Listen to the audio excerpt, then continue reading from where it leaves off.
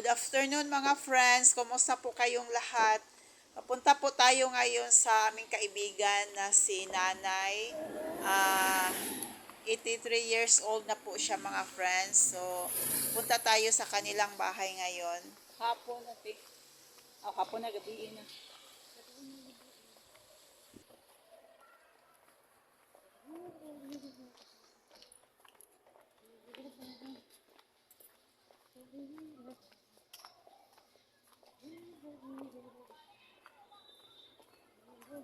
Nahira dito ako ang cellphone. Ay, nindot kaya tukuha.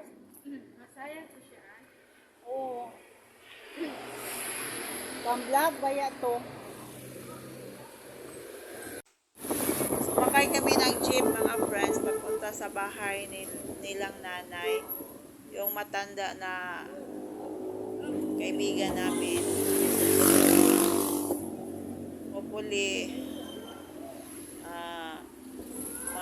ano siya, maayos na ang kalagayan niya kasi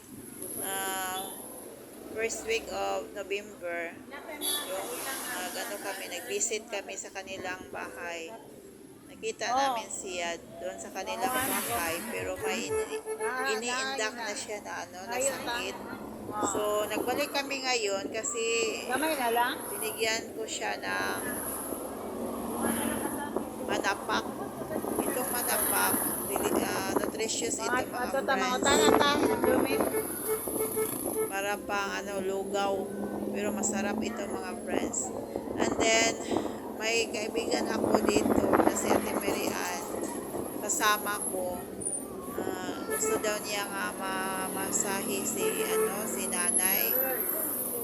Kasi masakit ang balakang ni nanay. So, nagdala kami ng para pang oil na para pamasahe.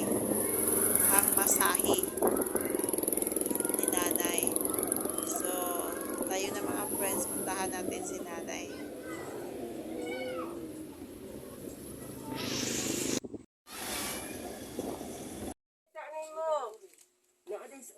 Te, kali mo halit te. Sige. Ako sa rin picturean dis. Sige. Tansa. Ha? Pero nangita ni mo. Tansa ka jud. Sige an. Ako ni atan ni mo kay Tanong mo dito. usa ka tasa na ani butang gatas ni lugaw para snacks lang ni.